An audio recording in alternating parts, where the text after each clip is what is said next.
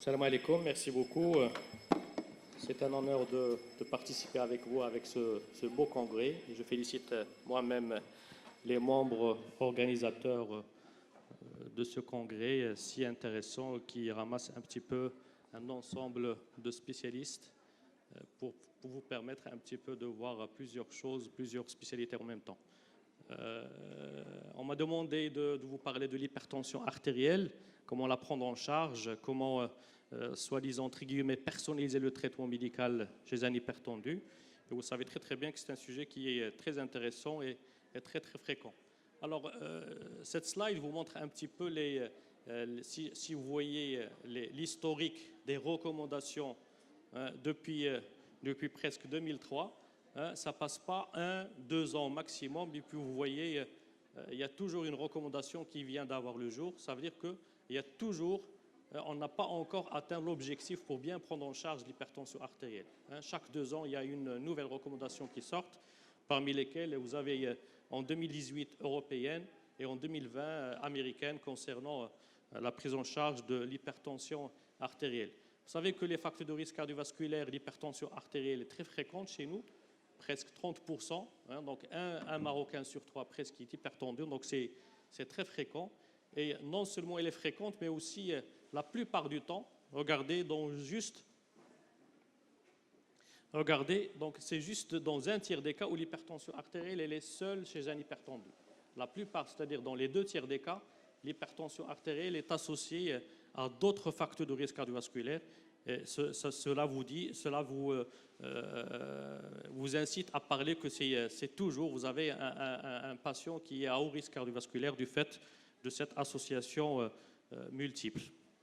Alors, vous savez que l'hypertension artérielle, elle est grave justement par ses complications. Et en 2015, dans une étude qui apparaît en JAMA en 2017, donc l'hypertension artérielle est responsable de presque 10 millions de décès cette année. Presque depuis, chaque année, il y a un nombre énorme, entre 8 et 11 millions de décès par an, secondaires à l'hypertension artérielle, justement par ces complications, qui sont notamment la maladie coronaire et les accidents vasculaires cérébraux.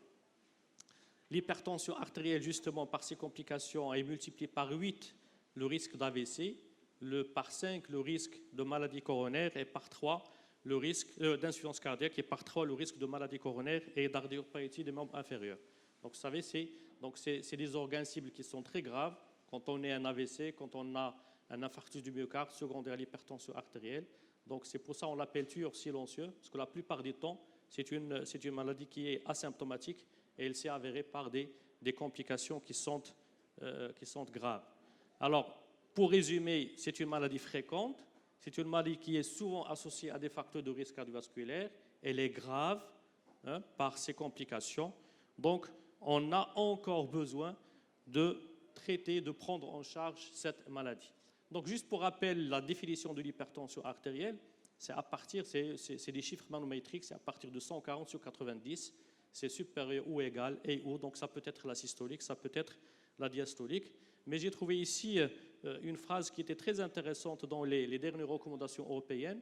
Ils permettent de définir l'hypertension artérielle à partir des chiffres auxquels les avantages l'emportent sur les risques. C'est-à-dire que parfois, même si vous n'avez pas ces chiffres de 140 sur 90, mais vous avez des chiffres qui sont probablement plus bas, mais on devrait un petit peu les faire baisser parce que le patient a des facteurs de risque, a ce qu'on appelle un haut risque cardiovasculaire.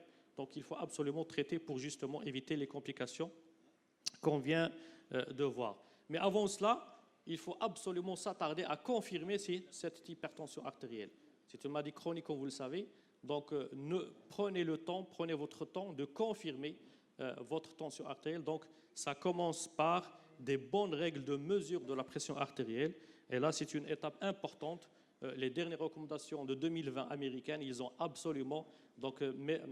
mis ce schéma-là qui est très explicatif pour montrer un petit peu comment prendre dans les bonnes conditions la pression artérielle pour ne pas avoir des fausses mesures, soit en hausse, soit en baisse, comme ça, vous risquez de donner un traitement pour quelqu'un qui n'est pas un vrai hypertendu ou le contraire. Donc, juste pour rappel, actuellement, le patient doit être en position assise, fini la position décubitus dorsale. donc bien repos avec les pieds qui sont à plat, le dos bien appuyé au dossier pour qu'il y ait une position qui est confortable. Et puis bien sûr le bras sur une table. Il faut utiliser donc un brassard, un dispositif électronique actuellement, c'est celui qui est validé, donc un dispositif électronique à condition de voir son nom sur. Donc ils ont mis une liste pour lesquels quels sont les vrais dispositifs qui ont l'AMM pour ce cas-là.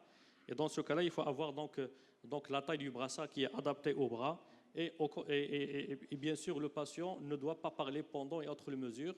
La pièce tranquille, le patient n'ayant pas pris de tabac, de caféine ou n'a pas fait un exercice physique dans les 10 minutes avant de prendre la pression artérielle. Et il faut insister sur donc, le nombre de mesures dans une seule consultation, c'est-à-dire au moins 2-3 mesures pendant la même consultation. Alors, pour faire justement le diagnostic positif, il faut confirmer. Donc, vous avez une fois pris la tension artérielle dans les conditions qu'on vient de voir, la tension normale, elle est moins de 130 sur 85, hein, strictement moins.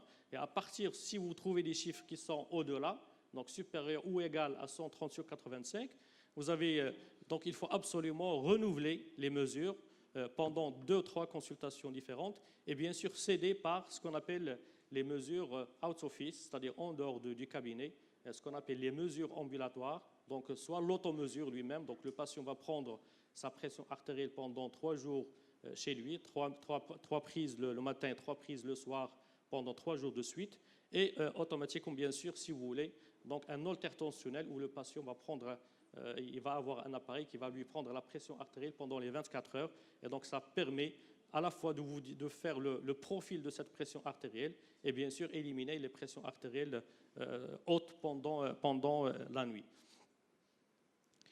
Donc, une fois ces mesures, vous avez demandé soit le holter tensionnel, vous avez ces mesures-là. Hein. Pour le holter tensionnel, généralement, c'est à partir de 13,8, hein, c'est-à-dire la moyenne.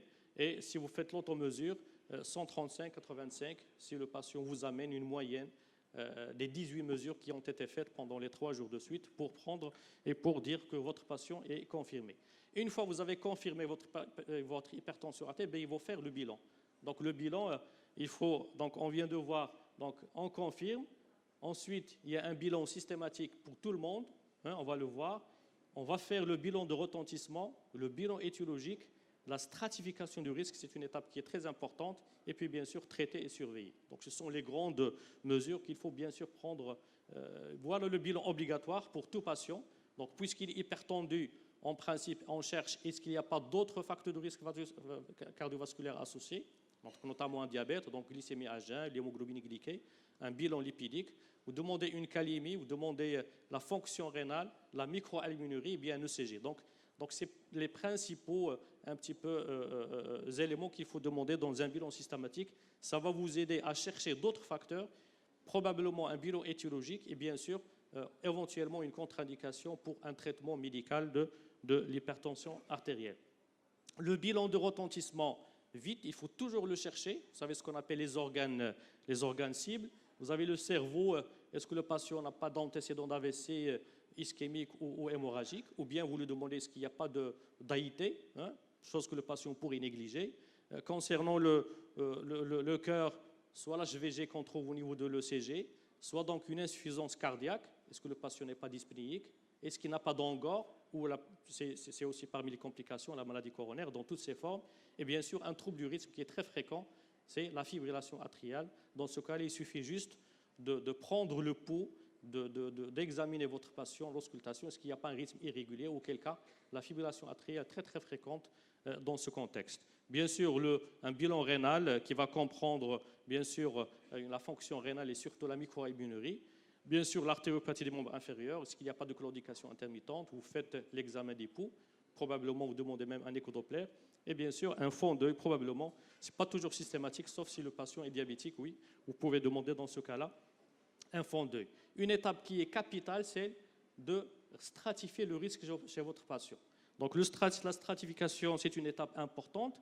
Donc elle se base sur le degré manométrique, c'est-à-dire les chiffres que vous avez trouvés sur à la mesure au cabinet. Et bien sûr, le nombre de facteurs de risque que votre patient présente. Est-ce qu'il a une atteinte d'un organe cible? Est-ce qu'il y a une maladie rénale? Est-ce qu'il y a un diabète? Donc, ce sont les grands items qui vont vous aider à stratifier le risque chez votre patient.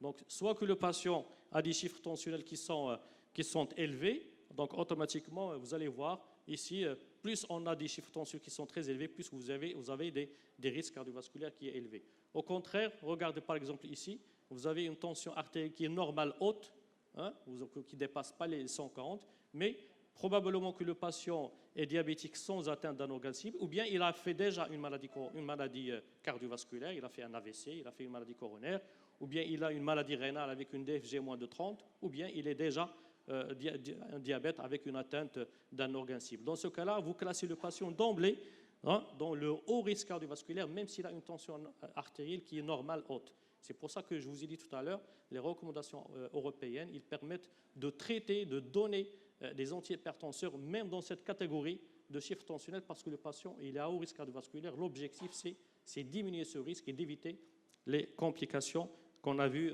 tout à l'heure. Alors, tout le monde est d'accord pour traiter l'hypertension artérielle, mais c'est un intérêt très important. Ici, c'est une méta-analyse qui est ancienne. Oui, elle est ancienne, elle date de 2002, mais c'est une méta-analyse qui a compris presque 1 million d'adultes, 61 études observationnelles.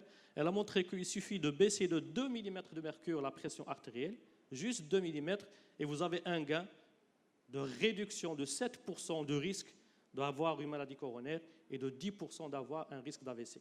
Donc c'est énorme comme gain. Donc parfois c'est pour ça que je vous dis, tant que vous avez un patient qui est à haut risque cardiovasculaire, le fait de le faire baisser, même de 5 mm de mercure, eh bien vous avez un gain énorme sur la protection cardiovasculaire. Comment initier? L'initiation, elle est déterminée par le niveau initial. Vous savez très bien, un patient qui est 18, ce n'est pas quelqu'un qui a 15. Donc plus les chiffres sont élevés et que le patient est symptomatique, plus vous êtes amené à traiter et ne pas retarder un petit peu la prise en charge. Et bien sûr, le niveau de risque qu'on vient de voir, c'est une étape qui est très importante. Quelqu'un qui a un haut risque cardiovasculaire, vous devez commencer le plus rapidement possible votre traitement. Alors les objectifs, c'est très simple. J'ai mis baisser la pression artérielle en troisième point. Je veux absolument d'abord réduire le risque et protéger les organes cibles. Ça devrait être un petit peu les principaux objectifs de votre traitement. Les moyens, vous les connaissez, c'est très simple. Vous avez les mesures hygiéno-diététiques que vous connaissez tous. Vous avez le traitement des facteurs de risque. C'est un patient qui est global, il faut le prendre dans sa globalité. Vous n'êtes pas en train juste de traiter l'hypertension artérielle, mais chercher un petit peu la globalité des facteurs de risque. Bien sûr, les médicaments et bien sûr l'éducation thérapeutique, c'est quelque chose de très très important en matière d'hypertension artérielle pour éviter justement la mauvaise observance. Il faut que le patient sache quels sont les risques qu'il peut courir.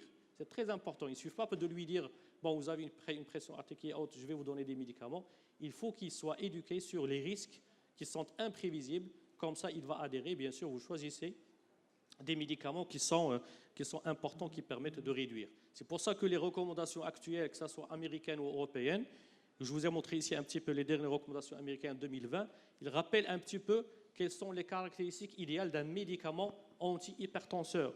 Donc, vous savez, il faut absolument qu'il doit avoir une efficacité en termes de prévention. C'est ce que je lui dis. C'est le plus important de tout. C'est prévenir, c'est diminuer le risque cardiovasculaire. Il faut absolument qu'il soit en prise unique, c'est-à-dire qu'il couvre les 24 heures. Il faut qu'il soit abordable sur le plan prix. Il faut qu'il soit bien toléré. Donc, c'est des éléments qui sont importants à prendre en compte. La cible du traitement, la cible, il faut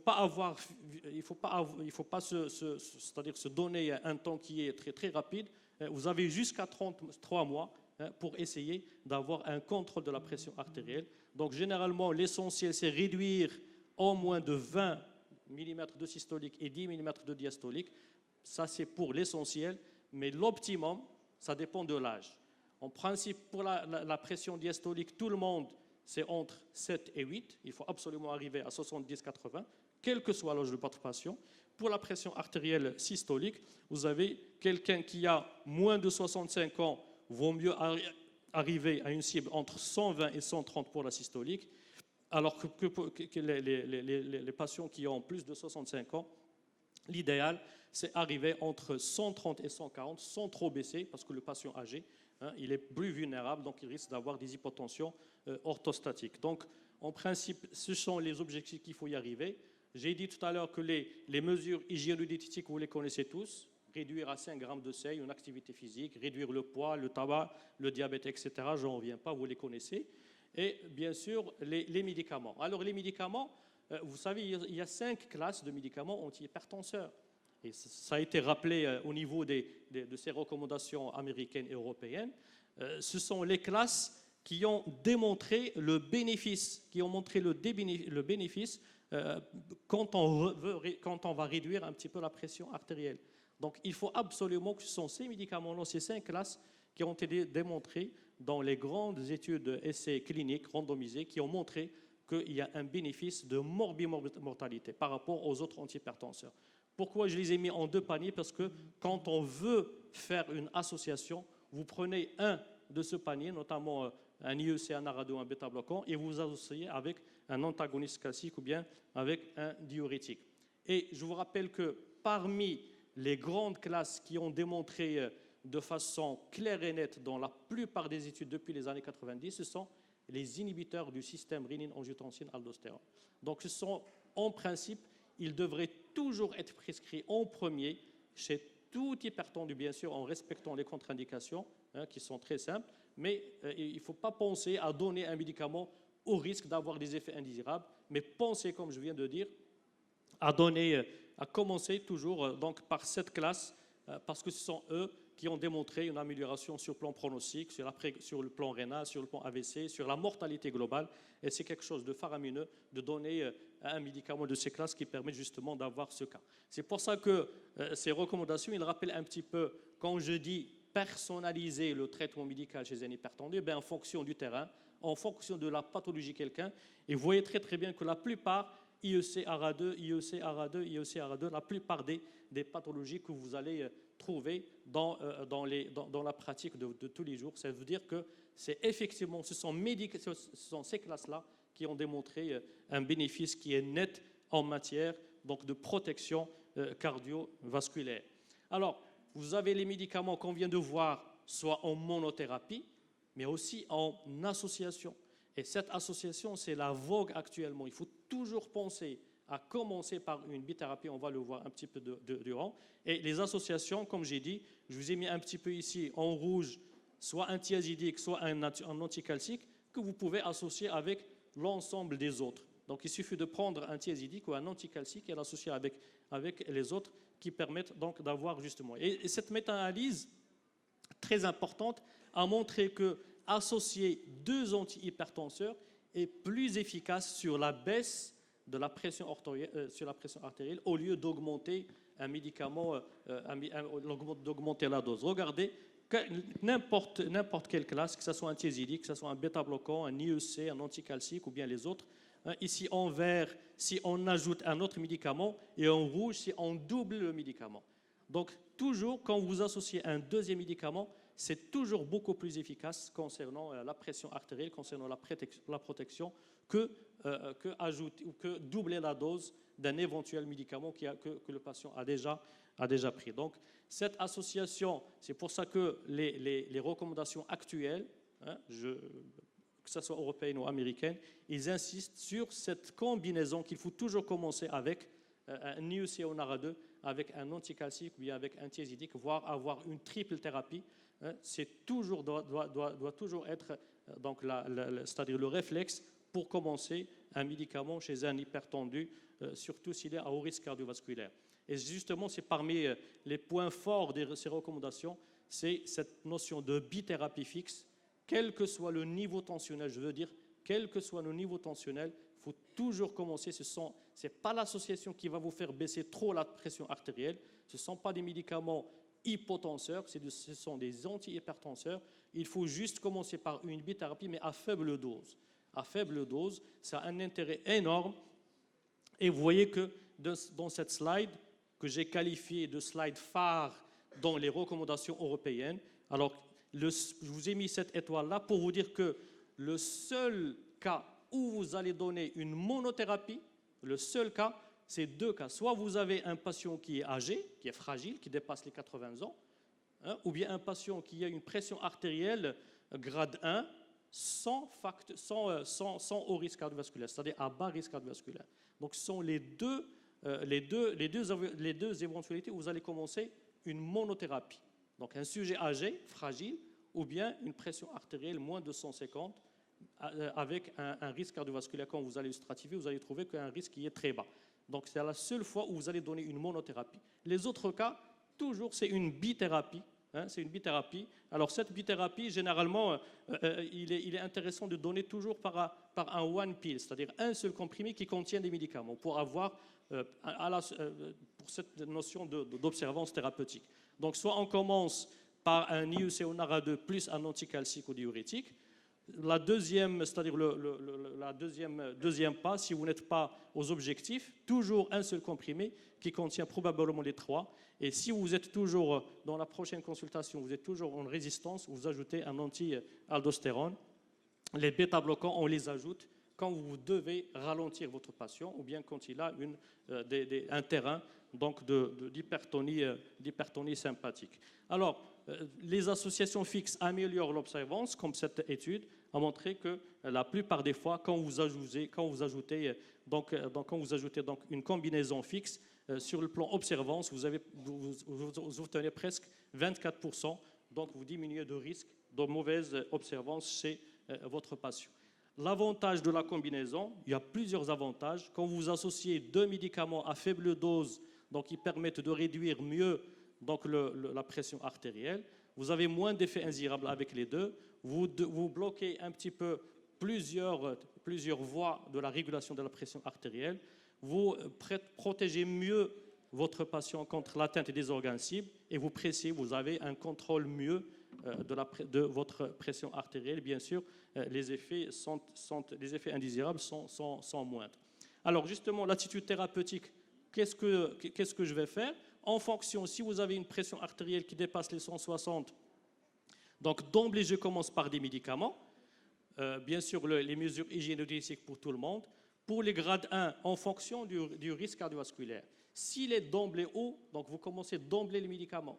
Alors, si vous avez un risque qui est bas, vous pouvez commencer par des règles hygiéno-diététiques et par la suite, vous pouvez revoir votre patient pour essayer d'avoir l'efficacité ou non concernant la pression artérielle. Donc, pour illustrer tout ça, pour essayer de voir un petit peu ces recommandations, donc je vous ai amené ici un cas clinique. J'ai un patient qui a 61 ans, qui consulte pour la première fois pour un check-up. Donc, il fume, depuis 30 ans, il est asymptomatique, il n'a pas de surpoids. Sa pression artérielle, pour la première fois, donc on a trouvé 150-95, avec une fréquence cardiaque qui est correcte. Les examens cliniques sont particuliers. Donc, la seule anomalie qu'on a trouvée, 150-95, si vous voyez un petit peu la définition de tout à l'heure, on a dépassé les 140. Donc, effectivement, on est dans la pression artérielle qui est élevé. Alors, qu'est-ce qu'il faut faire? Bon, on va répéter 3 fois les mesures, revoir en consultation, prescrire un bilan initial quand on a vu, et bien sûr conseiller le patient de faire donc un bilan. Donc, quand on l'a revu 15 jours après, ça se confirme, notre patient il est un vrai hypertendu, et le bilan, on découvre qu'il est diabétique, qu'il a une dyslipidémie, qu'il a une fonction rénale correcte, il a une microalbuminurie déjà à 100 mg, la calémie, l'uricémie sont normales et son ECG avait montré aussi donc une HVG. Donc ça prouve que déjà le patient il a déjà une atteinte d'un organe cible sous forme de microalbuminurie et sous forme d'hypertrophie ventriculaire gauche. Donc si on voit un petit peu la stratification, notre malade il est là, grade 1, mais il est à haut risque cardiovasculaire du fait qu'il est diabétique, qu'il a plusieurs facteurs cardiovasculaires, dont un diabète, avec déjà une atteinte d'un organe cible. Donc malgré qu'il est asymptomatique, donc c'est un patient qui est à haut risque. Donc c'est ce qui résume, c'est ce patient qui est grade 1 au risque cardiovasculaire asymptomatique. Donc l'attitude thérapeutique, qu'est-ce qu'on a fait? Donc on a compris que la bithérapie, 5 minutes s'il vous plaît. Donc la bithérapie bien sûr, et la bithérapie, donc j'ai choisi pour lui l'association telmisartan-amlodipine à faible dose, 40 mg, 5 mg. Alors pourquoi j'ai choisi le telmisartan? Vous savez c'est un NARA2 qui est très intéressant, concernant beaucoup plus la protection cardiovasculaire. Ça a été démontré dans une étude intéressante où c'est une étude qui a montré multicentrique qui a mené presque sur 25 000 patients et qui a été de savoir est-ce que le patient, l'ARA2, est-ce qu'elle a un effet protecteur, et ça a été comparé à un IEC de taille qui est le ramipril. Alors, cette étude avait pour principal critère la mortalité, l'infarctus, les hospitalisations et les AVC. Et effectivement, il n'y avait pas donc de différence entre le ramipril et le telmisartan concernant la protection cardiovasculaire. Il a aussi une protection rénale qui est démontrée, c'est très important. Et justement, la FDA et l'Agence européenne américaine, donc ils ont un petit peu indiqué non seulement de traiter, mais aussi la protection cardiovasculaire globale. Ça a été noté de façon nette, claire et nette dans l'AMM de cette molécule, qu'effectivement, elle permet de protéger, elle est efficace et elle protège un petit peu le risque cardiovasculaire chez votre patient. L'amlodipine, vous la connaissez, c'est une molécule qui est très intéressante. Elle avait montré dans plusieurs études son effet. Regardez ici dans l'étude Valo, en la comparaison avec le valsartan, un ARA2 qui est très intéressant. Elle a montré que l'amlodipine n'est pas supérieur, le valsartan n'est pas supérieur à l'amlodipine pour réduire le risque cardiovasculaire. Pour les deux, quand on les associe, telmisartan à l'amlodipine, ça a été démontré mieux par rapport à l'amlodipine en association. Donc c'est plus efficace, ça permet de réduire de façon très importante la pression artérielle et ça permet aussi de protéger. Je ne parle pas de rapport valipique, c'est le point fort de cette molécule. Ça permet de couvrir les 24 heures pour les telmisartan, plus de 30 heures pour l'amlodipine. Et quand vous donnez votre médicament, donc vous couvrez même les dernières 4 heures avant la prise secondaire. Comme ça, vous savez très très bien que le risque cardiovasculaire est toujours élevé dans le petit matin, c'est-à-dire les dernières 6 heures avant la dernière prise. Donc c'est une étape qui est très importante dans cette molécule. Ça permet aussi de réduire les effets indésirables que vous connaissez à l'amlodipine, cette notion d'œdème des chevilles. Quand vous associez le telmisartan, ça permet de réduire énormément donc, le risque d'avoir cette molécule. Donc, chez notre patient, on a donné effectivement cette molécule et quand on l'a vu par la suite, donc, il y avait une bonne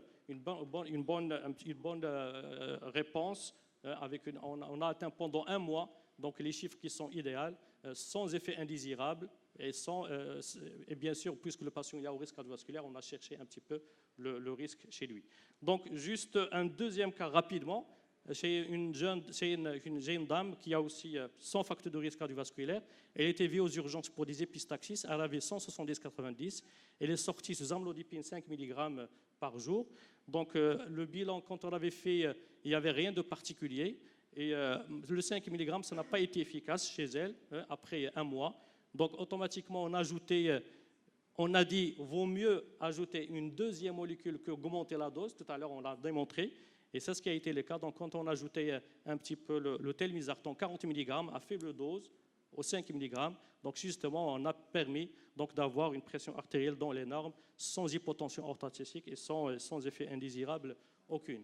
Donc, les points forts. Donc le diagnostic, on a dit, il faut s'attarder, il faut confirmer cette pression artérielle, c'est une étape qui est importante. Pas des mesures répétées au cabinet, pas des mesures en dehors de l'hôpital, l'automesure, les mesures, l'haltertensionnel. Le traitement peut être commencé très tôt, quand vous avez un risque cardiovasculaire. Et bien sûr, la bithérapie d'emblée, c'est quelque chose de très important pour protéger votre patient. Je vous remercie. Merci.